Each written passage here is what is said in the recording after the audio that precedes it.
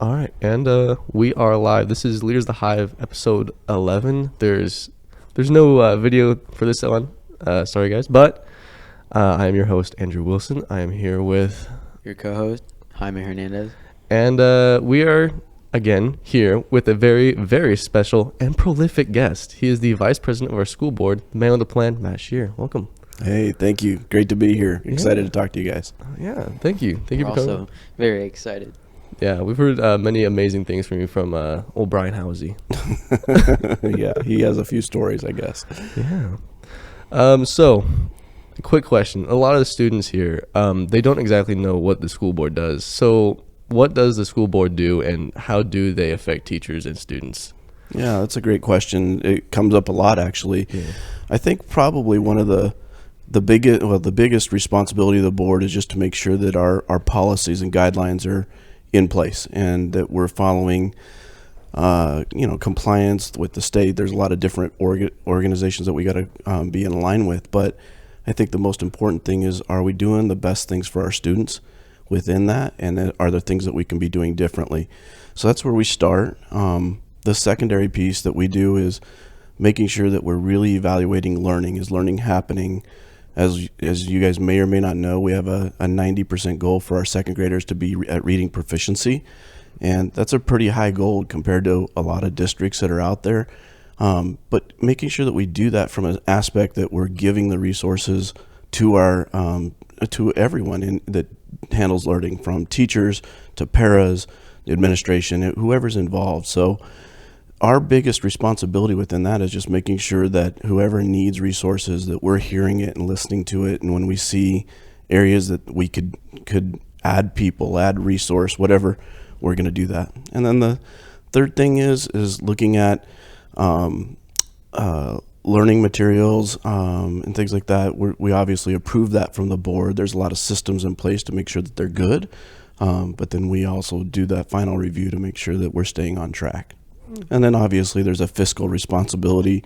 Donna Mori at the office does a phenomenal job, her and her team, keeping everything in line there, but then we oversee that and make sure that we're approving budgets and going from there.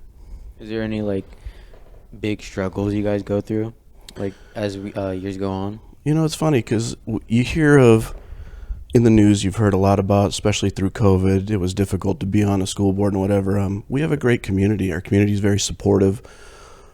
There were things and stuff we had to deal with, obviously the masking and do we go to school, not, whatever. But our district just tried to stay focused the entire time on what's best for kids, what's best for learning. And I think we did a very good job getting through it. Not to pat myself too much on the back because I had such a small part of it, but the board works very, very well. And I would say, our board's diverse, conservative to very open on other ideas. And I would tell you that we stay focused to keep it out of the news and keep it into the facts and the details of what we need to work through. And we come to a consensus from that aspect because we keep it focused on student learning. Yeah. Honestly, I'd say you guys did a pretty good job too during COVID.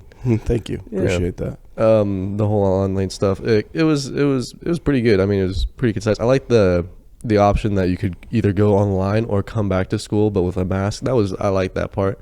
Yeah. Coming back, seeing everyone's faces. A lot of districts didn't allow their kids to come back at all. Really? And there were a lot of reasons for that, of regulations and things like that they couldn't do. We had worked with the county health commissioner to get help getting that done. You guys remember the testing that you would have to do when you come to school and all of that. That was all a part of a big testing plan. But Janelle Keating, who was our superintendent at the time, Dr. Harrison was our assistant superintendent. They pushed, and Jer Argo and a whole group of teams pushed hard to work with that team so that we could have this exception to get back to school early. So that's just one example where we weren't going to just settle.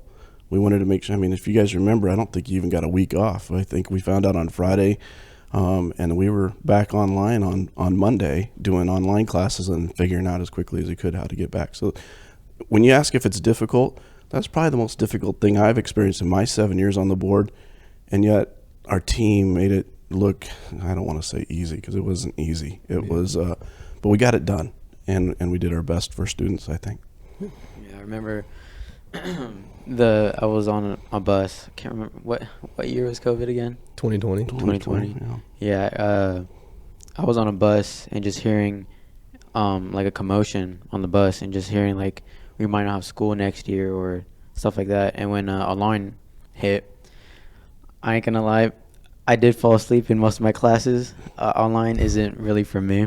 Yeah. I'm more of a one-on-one kind of hands-on Mhm. learner. But it was glad it's over. Glad everyone is safe. But it was a very interesting time, and it was, I don't know, I wouldn't say I would say it was an experience. Yeah. Let's hope it's a once in a lifetime, Once- right? Yeah, just once. So, Yeah.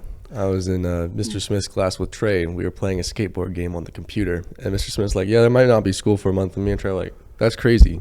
And we kept playing skateboard games. And then we went home, and we're like, oh, this is like for real. yeah. And then we ended up doing online, and we're like, oh. And then high school started, and then there was the option to come back. And we're like, yep, let's go do that. It's great. Yeah, and with the mask, especially wearing glasses, it really Oh, sucked. yeah. It was, especially it was like every time when you walk from a cold room or a cold place into a hot room and it fogs up. Absolutely. But Yep. like that, but every time you breathe, Yeah. it was horrible. When I think about it, my daughter was a senior that year, and so graduation. I don't know if you guys remember this or not, but we ended up filming it all virtually, and had kept spacing and everything else. We literally couldn't even hand out the diplomas other than one person at a time doing it, and we filmed it all to keep all the spacing. But again, we figured out how to get it done, and we got through it. So I think that's what I was appreciative of the whole time. We talk about when it hit you. I was in New Orleans the week before we knew it was breaking out up in Bellevue, but I was at this big convention, and I came home. I think it was the 7th of February or March. Can't remember. No, it was 7th of March, and landed Saturday morning at SeaTac Airport around 11 o'clock. And there might have been 5 people in all of SeaTac Airport other than us getting off the plane. And I looked at Whoa. my buddy that I flew in with, and I said, we're in trouble. Something's going down. And it was, 2 weeks later that everything was broke down. So it was a crazy time for us. Yeah. Man. That's like so surreal. Just having like a busy place just be gone, or like no people. Absolutely. You wonder what happened, right? You look Yeah. around. 'Cause, Yeah. I mean, there was hardly any gate agents. There was almost no one there. It was spooky. Like a scene from a movie. Yeah. Just no life. Yep. It was good times to be through. Yeah. Yeah. We learned from them. Hopefully there's no more in the future. Yeah. So back to the questions page. Yeah. So how, like, when you weren't from Washington originally, so how has your time in Washington like affected you, and how's it been? Yeah. It's really funny because I grew up in the state of Wyoming. Yeah. Went to the University of Wyoming, and then moved, worked for Kinko's for just over 10 years in Cheyenne, Wyoming, and then went all through northern Colorado and was a regional manager for them. The thing that's interesting is my perspective on Washington at that point. I only had one thing, and it happened when I was 10 years old in 1980. Mm-hmm. That was Mount St. Helens blew up. And it was crazy because I was in northern part of Wyoming at that point, and I don't remember if it was a week or two later, whatever it was. It might have just been a week. We got about 3/4 of an inch of ash on our cars, and think about where that is. And that's like 1,400 miles away.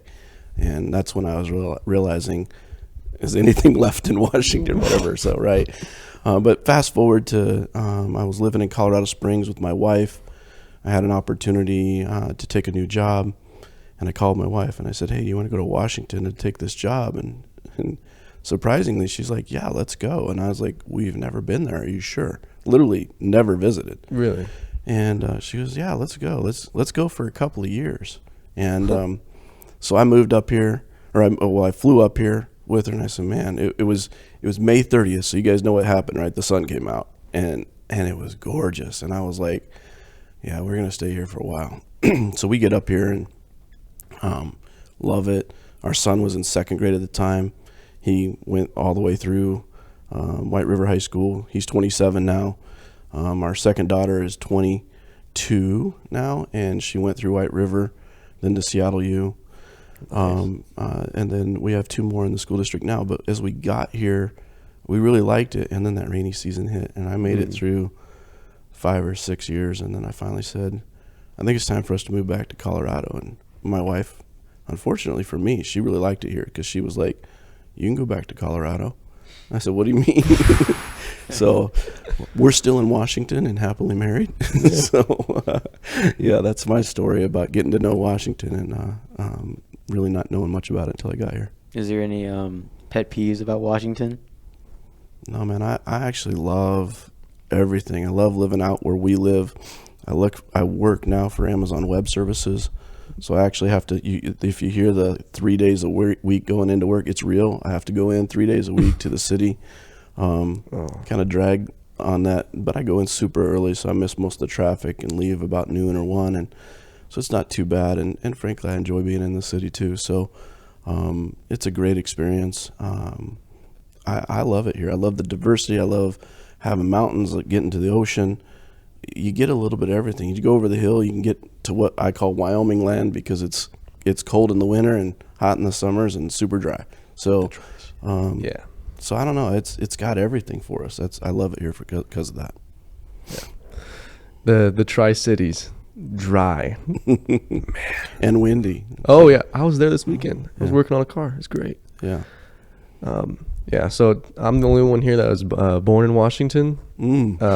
So yeah, it's just cool to hear stories about other places. Well, hopefully you don't do. So I always say Wyoming is the greatest state to be from because it's windy and cold, and there's some beautiful days there. Don't get me wrong, and I have a lot of good friends and a lot of good memories. But man, I don't know. You got to live in the moment of where you're at, right? If you don't like it, you can move on. But I love being here.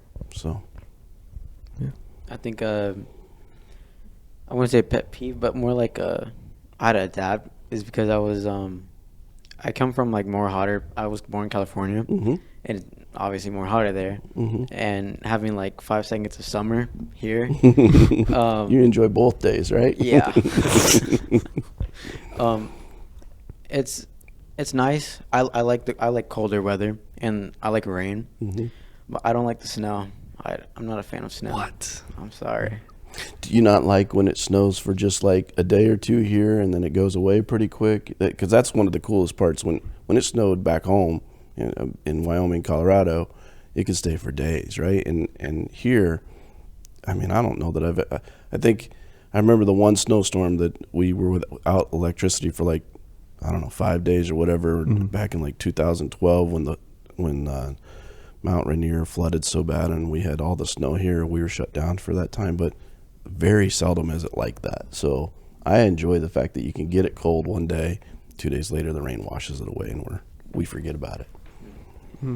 There wasn't much snow at all this year. No, there wasn't. Yeah, I think there was like maybe 2 days. We didn't get a snow day. Did we even get one? No. I don't think we even got a single snow day. I think snow stuck one night, but that was only like half an inch.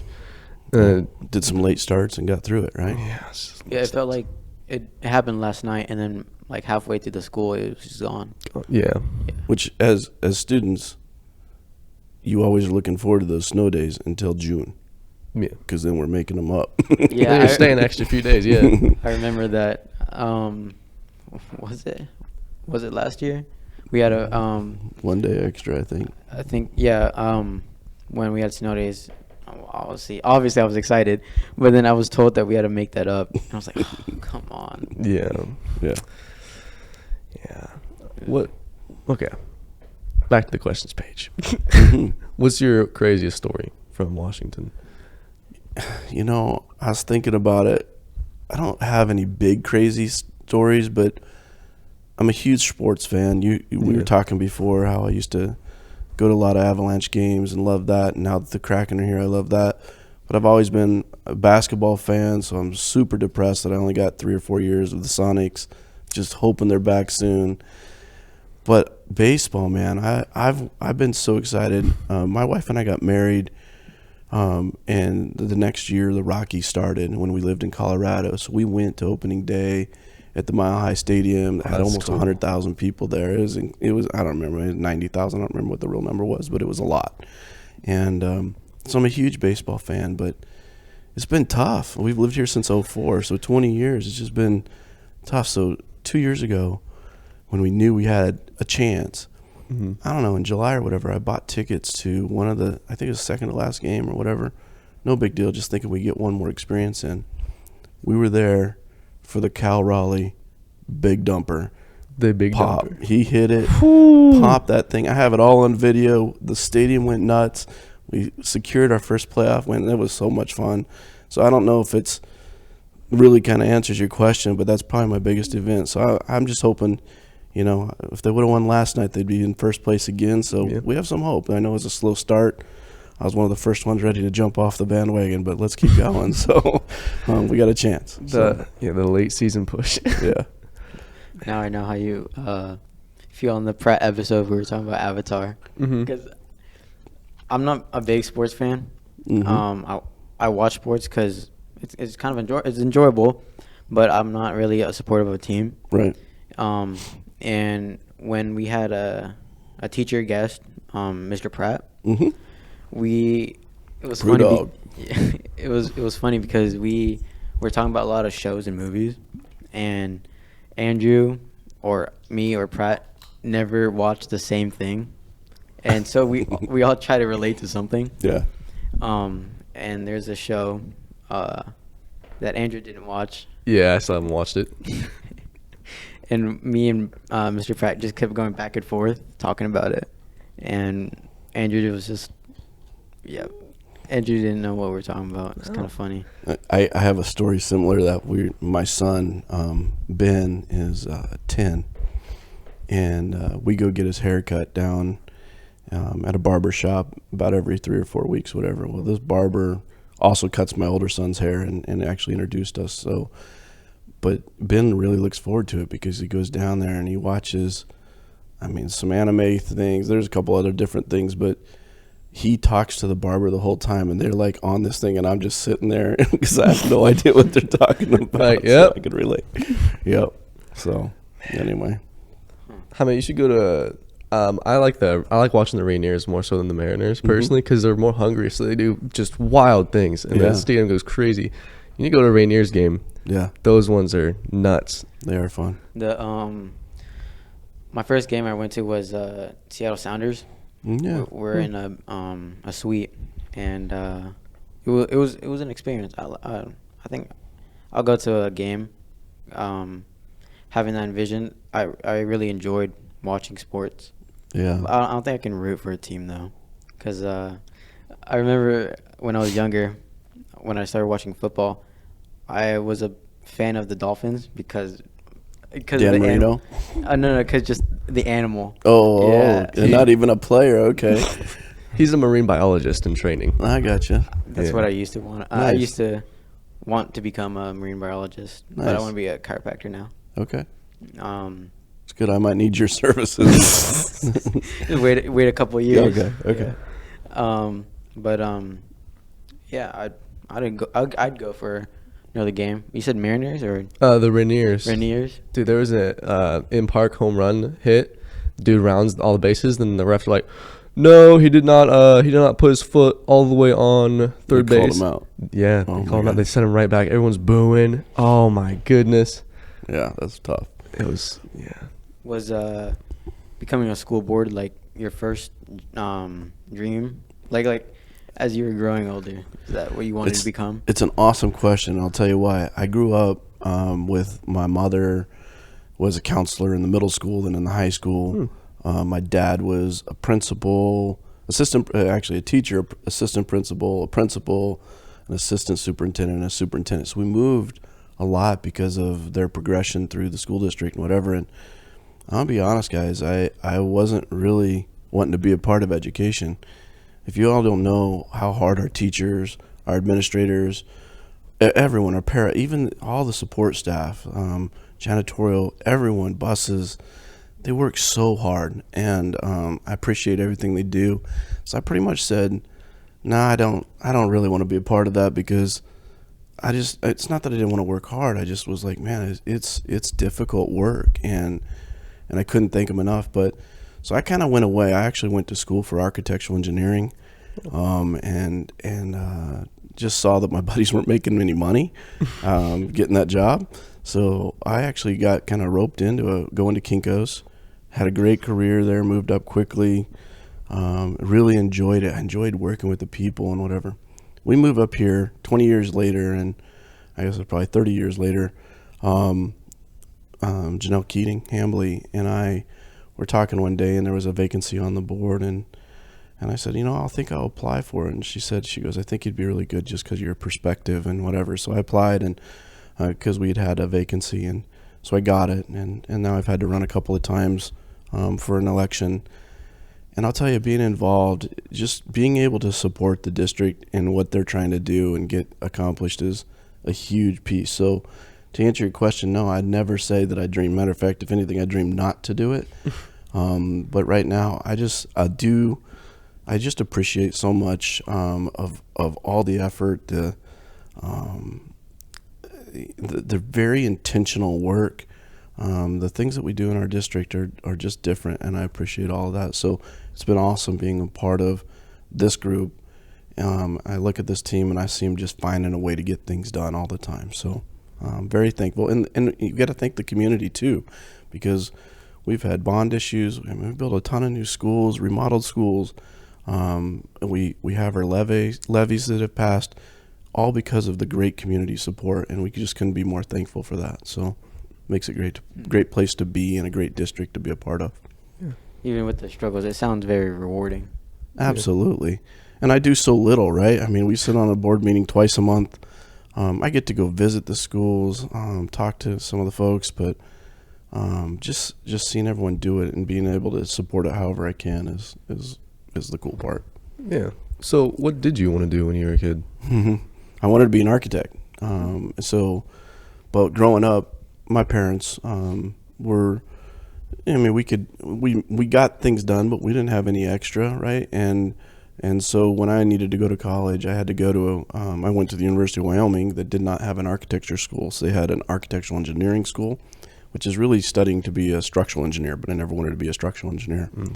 I was working in an architecture office. We were designing. I was doing all the CAD work for a county jail, and we got it done. I did help them produce the specs, everything else, and then I had to go do a ton of inspections. And I was like, between the time I sat in a cubicle and the time that I was literally doing takeoff inspections at a jail, I was like, this is not what I want to do. This is not architecture. And so I needed a way out. And frankly, I was still in college while I was doing all this and got laid off because a big downturn in the economy. And that's when I got the opportunity at Kinko's, and I just absolutely loved working with people. I always tell the joke, there's a commercial long ago that a guy would walk in with a 3.5-inch disc, and he would say, "This is my life." And he would need printouts of his resume or whatever. I mean, it feels so antiquated these days, but and it always felt like we were accomplishing someone's next step of what they were going after or whatever. So there was always a lot of huge accomplishments. I mean, when I was a store manager at Kinko's in Cheyenne, Wyoming, we took over the state print shop. So we did all the copying of all the bills for the state, Senate, and House. The engrossed bills, they would come in at 3:00 in the night or 3:00 in the afternoon. We'd print them overnight. We'd have them delivered back by 7:00 in the morning. But to know what you were doing to help our state function felt pretty cool. So those are good things that changed how I kind of looked at what I did in life. So I don't know if I answered your question directly, but maybe close. Kind of did. If it wasn't for the school board, what would you like to be? Well, I'm in tech sales now for Amazon Web Services, and I absolutely love it. Again, we're helping people build, and they imagine things. And now with the world of Gen AI and all the changes that are going on, every single day I'm on calls with people that are way smarter than me, helping my customers figure out how to automate things and just be more sophisticated on it and bring in AI solutions for, there's so many things. And Amazon has used AI in the background for years. We just called it machine learning, and then it developed into more pieces using services that were developed inside Amazon Web Services. So I don't think there's any one thing that I would like to do. I think it's if I'm in a spot where I can help people accomplish what they're looking to do or whatever. Like one of my other things that I love doing here is I'm a part of the White River Education Foundation. And that foundation, the community supports with an annual auction this last year. They raised $90,000, and we pay for many of the field trips the schools go on. We pay for all the PSATs that all the sophomores take. And I say that's the Education Foundation does that. But being a part of groups that help move our community forward, help move society forward, things like that. That's what I enjoy doing. I get fulfillment in that. It's funny that you bring up AI because we just finished an assignment in English talking about AI. Mm-hmm. And we had a bunch of questions, and I was answering like how beneficial face recognition and like AI driven technologies would help our society. Mm-hmm. And if there should be a AI agreement treaty between international treaty, because it's as I was researching it, it's kind of scary. And I'm just gonna ask, like, as AI gets more and more growth, do you think it would positively or negatively change your job in the future? Boy, I think many of our jobs will be affected in the future by AI. But I also believe that if we're not doing the job we do today, there's the next need of something that we need to do. So there's always job creation, and I was trying to think of some good examples. I can't pull any out of my head right now, but all of the inventions of time that we've come up with have just made things more efficient. It also makes things more complicated. So I think you're onto something there. Do I worry about AI becoming so smart and taking over humans and stuff? I mean, those conversations are out there, right? They're real. Yeah. And you're absolutely right. The regulations and a treaty between countries, all the different things that are being put in place. And I think there's a lot of people working on that right now that are way smarter than I am. But it's absolutely a dire need. So I think AI is going to be great for us in many ways. And I think there will be things that will be it'll be frustrating. Sometimes it'll be hurtful. And I mean, I think about it. I was talking to my neighbor this last week. They just recently got a Tesla, and I was saying, hey, how cool is it to get to just self-drive the Tesla? And he's like, it's cool, whatever. But he goes, but I also kind of enjoy driving.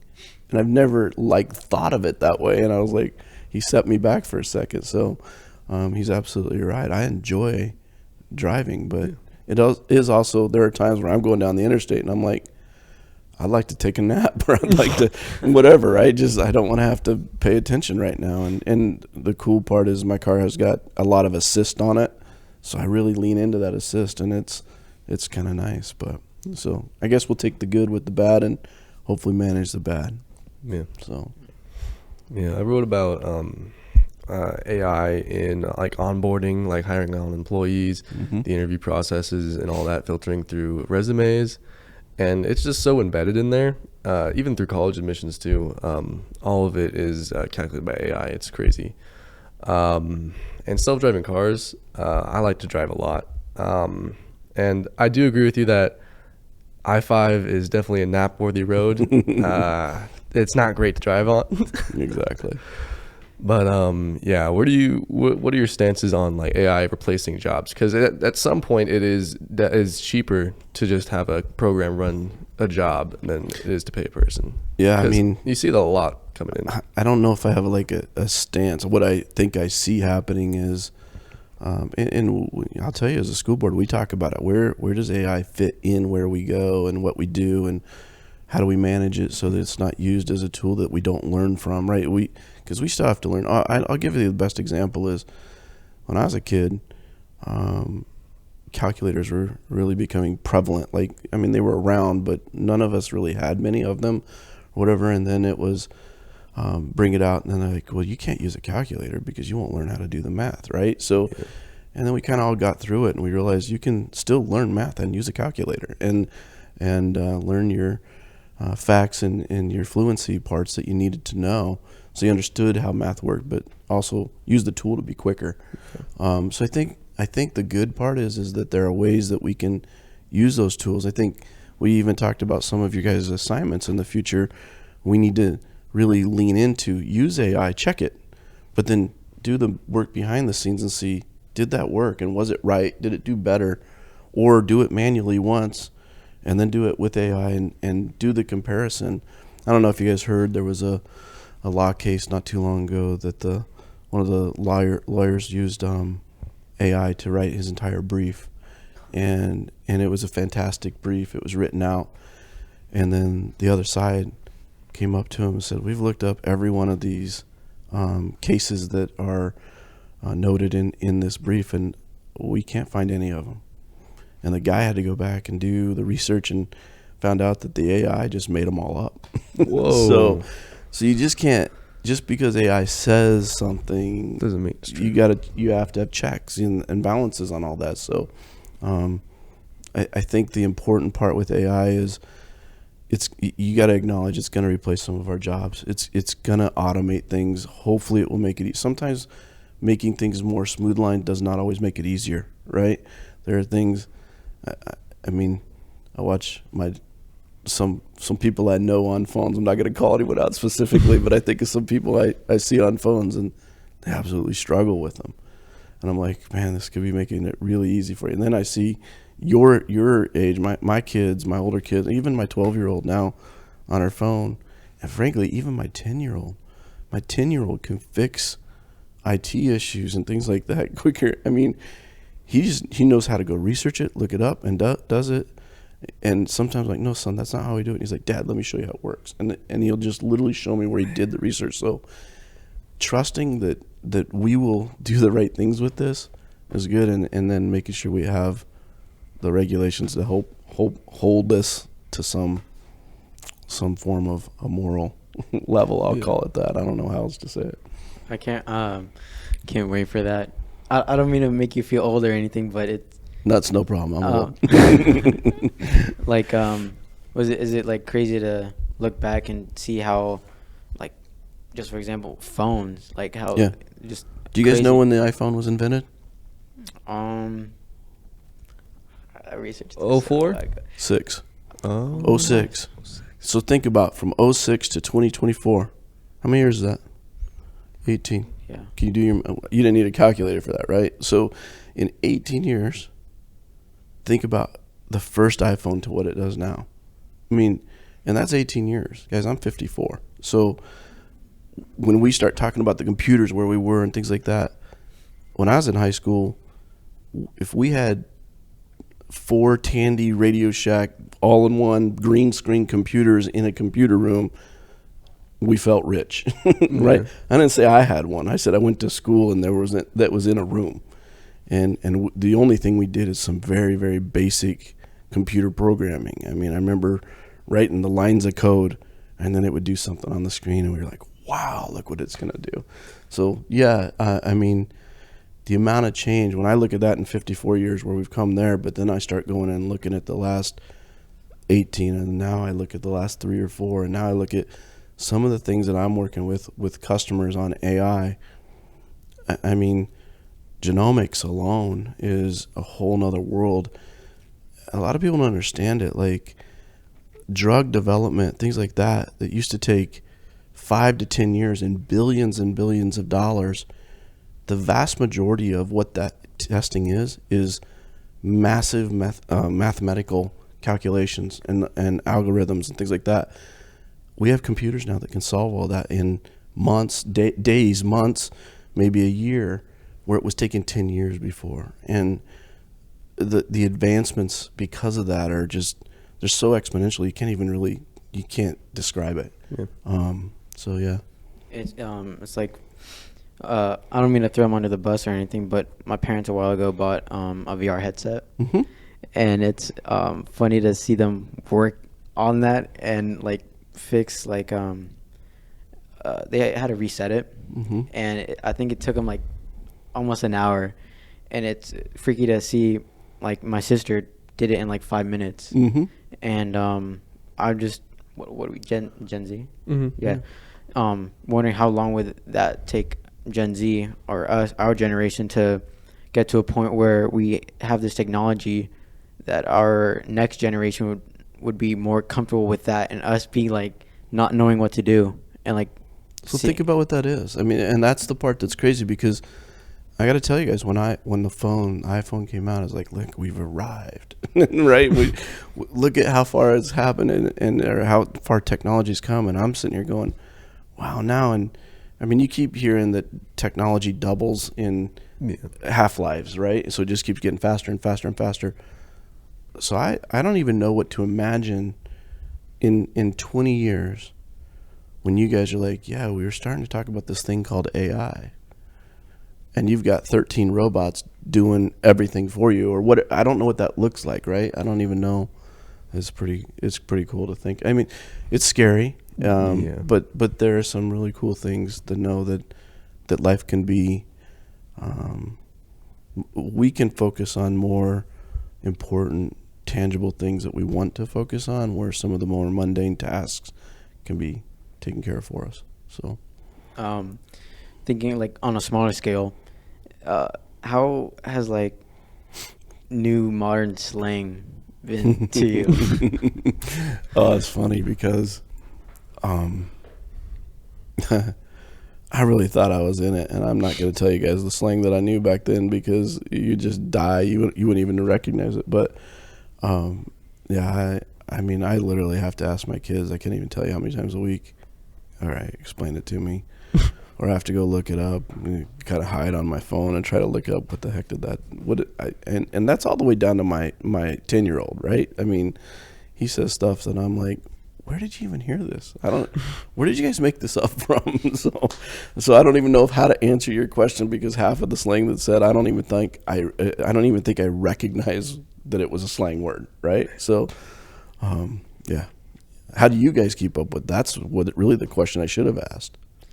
I've given up. Yeah, I given up. I was texting with this one friend, and then they responded with ISTG. I swear to God. Oh, jeez, I got it. Just things like that. It's kind of, I don't know. It's just, I don't really talk like that. I usually write it out. Mm-hmm. But it's kind of funny to see that kind of stuff and wondering what more it's going to be. Well, and think what caused that, because that's the world of texting, social media, all these things, right? So none of us grew up with any of that. Our slang was because someone would say something funny or different or whatever, and we're like, oh, that's a funny word, we should use that or move it forward or whatever. I mean, maybe that happens some today, but most of it today is shortened words into letters that we all have to decode. Yeah. So how does our language change in the next 10, 20 years because of it? It'll be crazy. It'll probably shorten down. Yeah. Most definitely. But yeah, social media had a hold on me a while ago. Like my screen time was really bad. I think it was in like the double digits, really bad. But now it's like barely breaking 4 or 5. So I like that you know. I don't think most kids know. Yeah. I'm not even. Let me restate that. I don't think most people that are on social media know. Go ahead and finish your question, because I want to talk about this. This is a big one. Okay.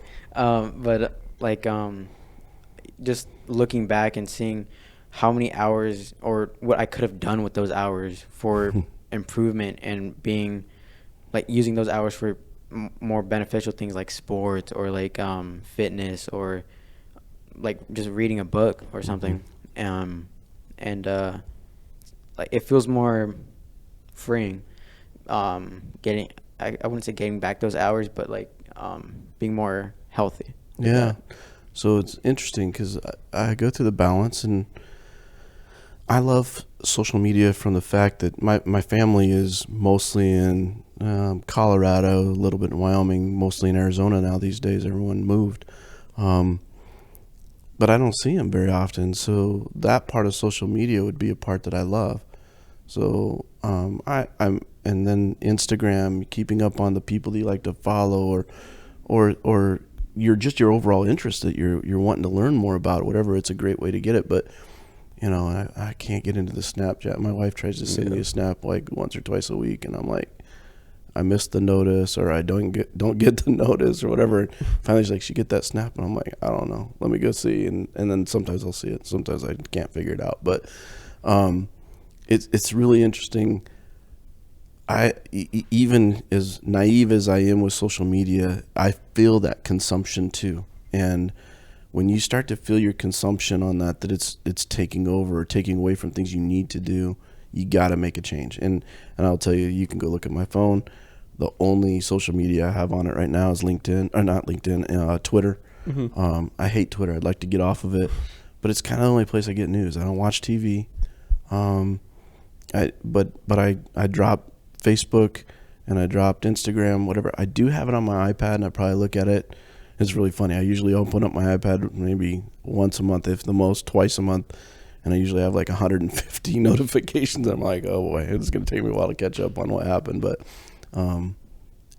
it's the same thing. You just catch yourself so distracted, so not focused on the priorities, that whether it is fitness, whether it is just learning. And for me, it's just work. Just focus on work. Give work the time that it deserves. So I just got rid of it off my phone. Yeah. That was last year. I deleted Instagram and Snap, but I got it back this year and prioritized on only like I removed all the people that I don't talk to anymore, or like just there's no point, and I'm only keeping like the main group of people, and I think it's just like really it was really time consuming, and I could have used my time way better, and it was more I felt more happier after that. Did you guys see and I saw this on Facebook ironically, but a couple of our teachers and folks reposted it, so that's where I ended up catching it. But someone did a test of how many notifications are coming in a classroom. Did you guys see that? Oh yeah, we did that a few times. Did you guys do that here yourself? Yeah. So I mean, when I start to hear these numbers about thousands of notification interruptions in I'll say 30-person classroom in an hour, you're like, oh man, we're in trouble, right? Yeah. And I'm not blaming anyone, but I think we all got to figure out how do we put it away, come back to it. There's always a discussion, do we get rid of cell phones in schools and stuff like that, and trying to keep that balance. But I think what's just as important for us is to teach how to live with a cell phone and not let it run your life. I mean, just like when we sat down here, what do? Set our cell phones over there away from us because we don't want the interruption. And I think that's important, whether you're working or you're in a classroom or whatever else, that you're really cognizant of, should I be doing what I'm doing right now on the phone? And man, it can consume you if you're not proactively thinking about that. Yeah, I mean, for my social medias, I have all of them, but I turn off my notifications. So like Snapchat, I just keep around. I turn off everything. I don't answer anything. The only thing I do on there is like, if my buddy sends me something funny, like he's like, "Dude, go check it out." I'm like, okay, open it, check it out. I'm like, okay, cool, and then I just throw it back away. One of my kids has got more notification bubbles on all over their phone than, I mean, I get jittery when I have notification bubbles, right? So I'm like, I can't deal with it. But this child of mine will remain nameless, but to the point that sometimes texts don't get responded to and stuff like that. And I'm like, you kind of missed the whole point of a notification, right? So, and it's not just that child. It could be any one of us, that I think any one of you do. But it's something.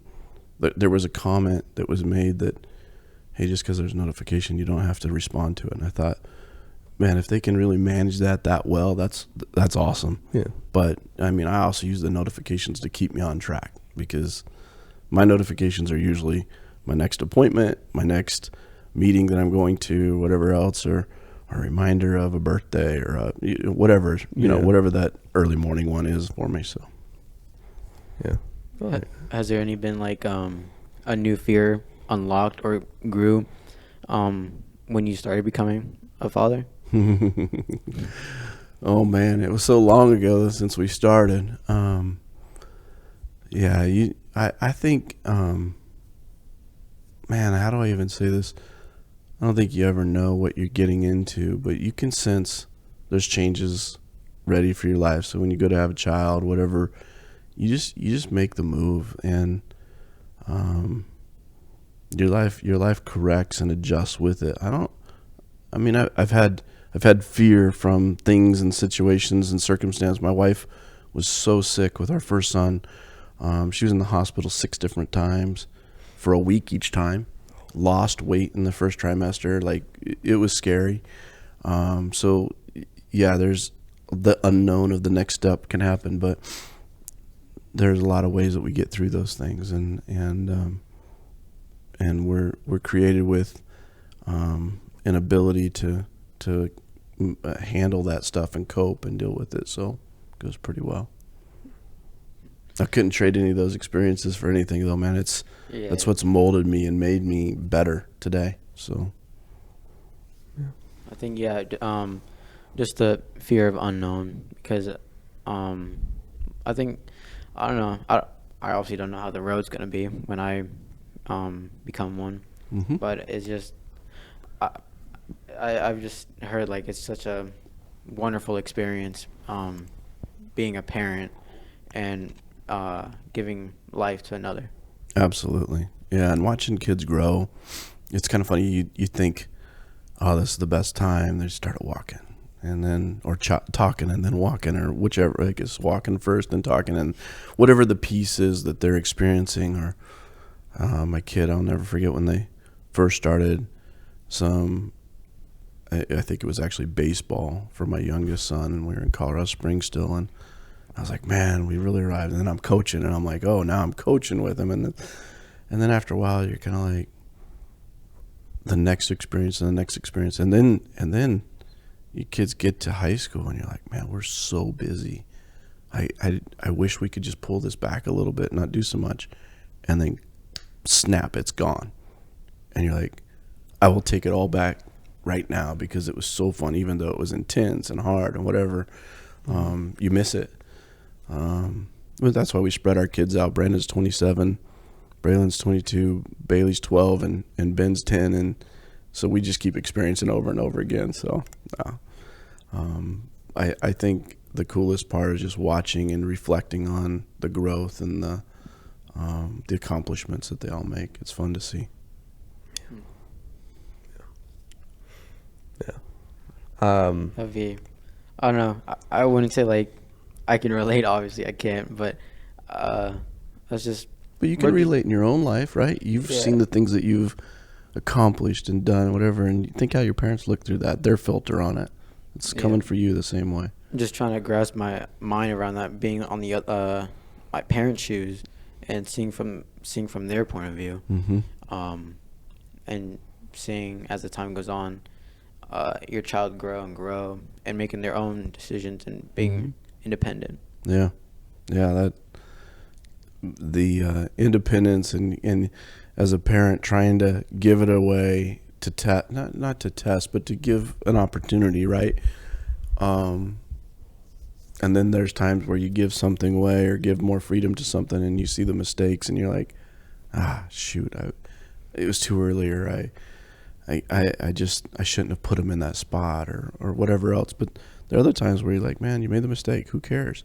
Learn from it, move on, get better. One of the things that I think I've learned about parenting, this is important.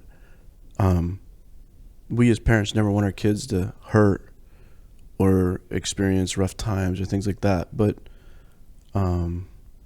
rough times make us better.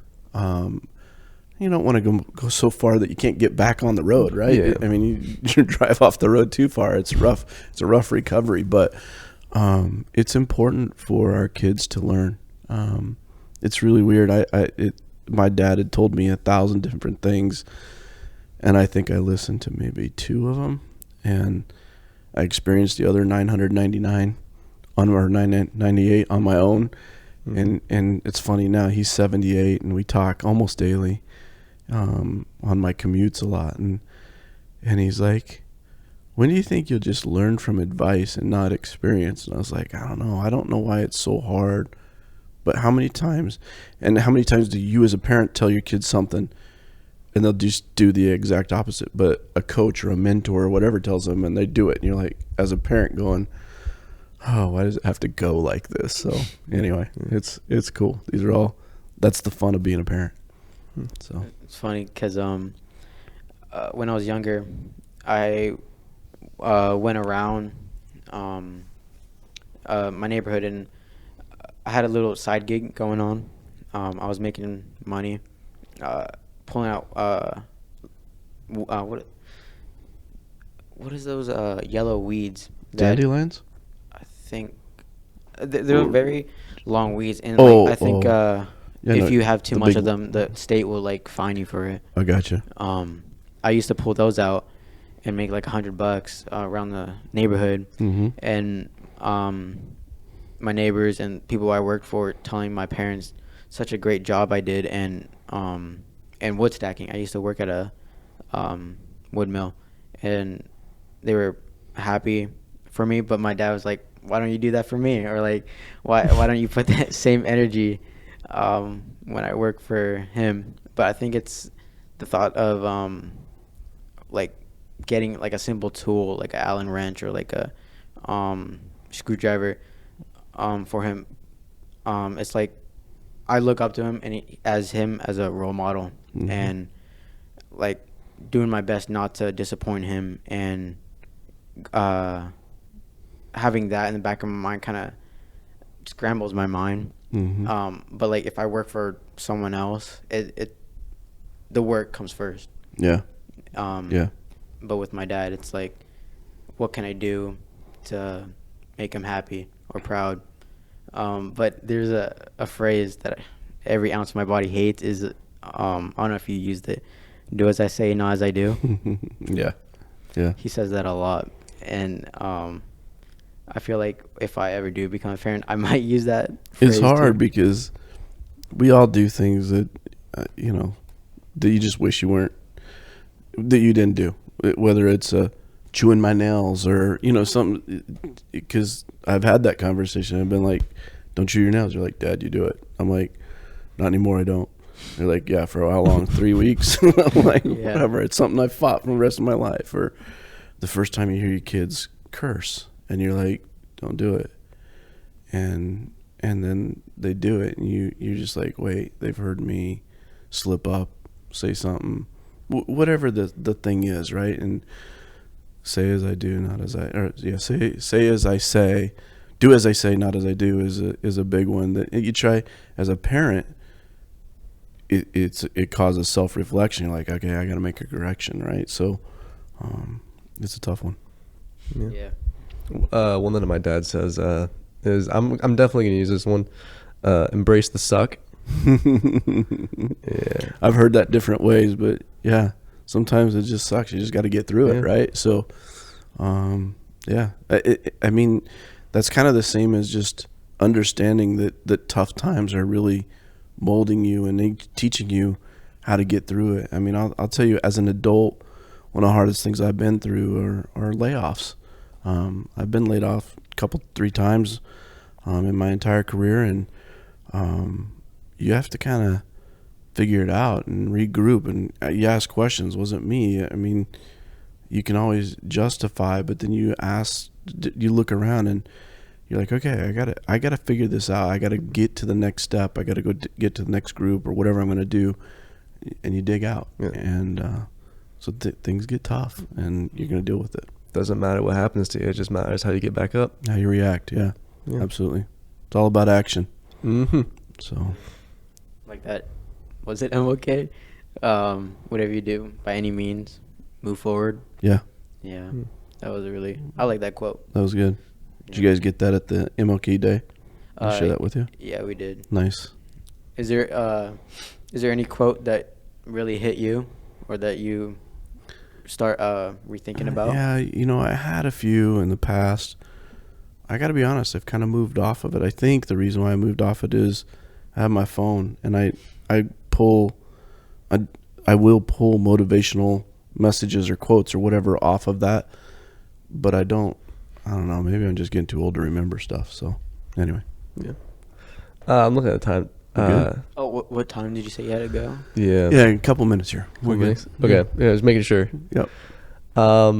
Yeah. I mean, yeah, being a parent is pretty tough because I was talking to my mom and dad about this. In like 2 years and a few months, I'm gonna be 21, and that's like crazy. And my mom's Full like, adult. yeah. I was like, whoa. And then my dad was just quiet, and I was like, oh, yeah.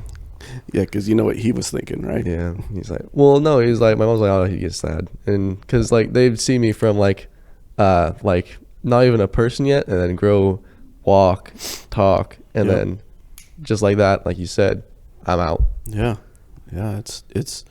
But I'll tell you, one of the coolest things as a dad is Brandon's 27 now. He works in real estate. He bought himself a duplex, rents out half of it, lives in half of it, and he's doing great. And I'm just proud of him. And I have this relationship. I mean, he called me last night. He just got back from Seattle. I don't know, it was 10 o'clock.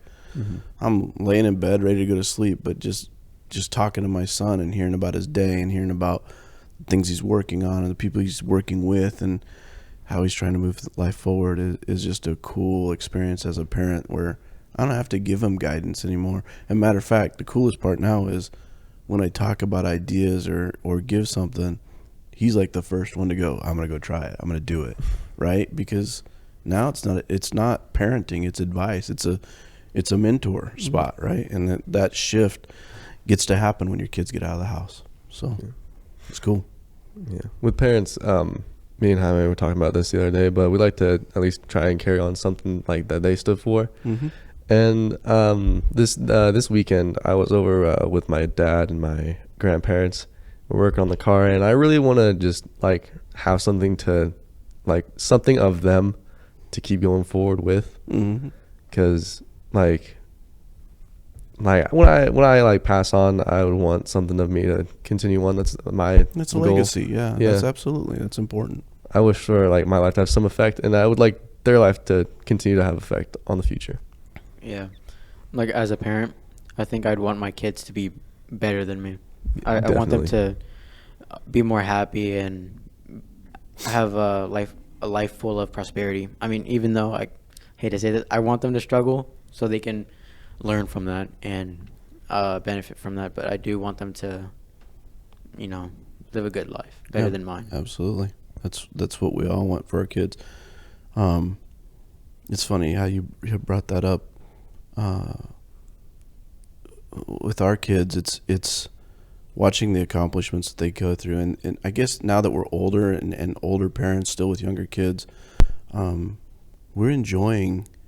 I think about when Brandon was in basketball, so intense, and I did a lot of the coaching, and then when he got to high school, I helped with his AAU teams, but I was just too intense. And now my 12-year-old daughter is playing basketball, and it's enjoyable to watch her. I love being at the games. Brian Housey only yells at me a little bit because I don't say too much, but every once in a while, I get that old. Start chirping. Yeah, I trip a little bit. He fixes me. All he has to do now is give me an eye, and I kind of know. But no, I just sit there at the games in awe of how great these girls play ball and how well they get along, and I appreciate all of them. So it's been fun watching just watching from a different perspective now, having a little less intensity and just going, this is short, just enjoy it.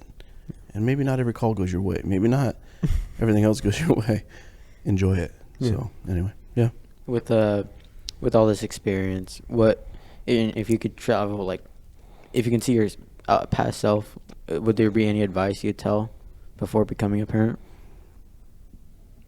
Yeah, you know what? This is a really good one to land on.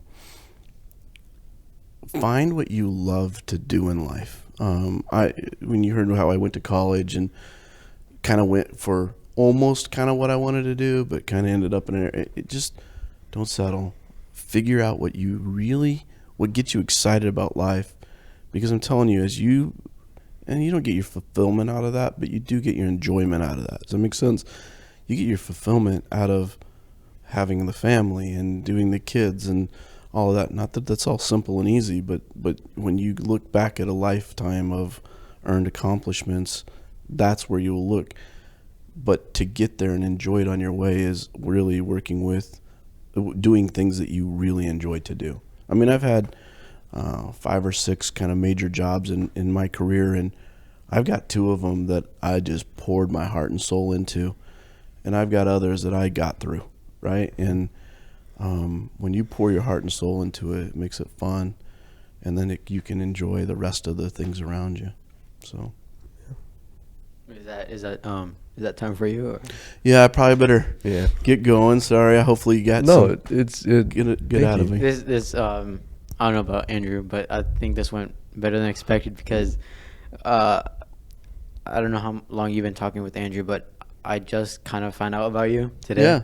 And I thought there was gonna be like a lot of dead space, like no, just Yeah. questions. I'm a talker. That's what Miss Turgeon said. Yeah. That's fun. I was very nervous because the whole email thing. I feel very bad about that one. No, you're good. I got it last night. I knew what we were going for. Yeah. Oh, perfect. All right. I want you guys to know I appreciate this. I've listened to, oh man, I don't want to name the names because I'll miss some of them, but you guys have done enough of them that I've listened to probably 3/4 of them because you post them, right? Yeah. On I'm trying to remember which podcast that I listened to, but it's the Hive, and I think is it on Spotify that I pulled it off? I can't remember now, but I've enjoyed every one of them and hearing things. I mean, hearing things about Gibb and hearing things about Dr. Harrison. I mean, I work with Dr. Harrison really close, right? And I learned so much on that podcast about him. It was crazy. So thanks, guys. Yeah, thank you. Thank I you. think when we talk with like teachers and people like that, we get more like I don't know what the right word is, like in tune or like more in depth. But once we start talking with students, like, we kind of get goofy. Yeah. Yeah, we do a little. But it's goofy. good to do both. Yeah, I think so. I think it's a nice balance. Absolutely. But yeah, thank you for coming on and talking with us. Seriously, thank you. Absolutely. Keep doing the great work. I appreciate you all very much. Appreciate you. All right. Yeah. Thanks. Well, yeah, thank you. Thank you for listening as well. Yeah, this is Leaders of the Hive signing off. Thank you. Have a good morning, good afternoon, whenever you're listening. Bye-bye. Bye-bye.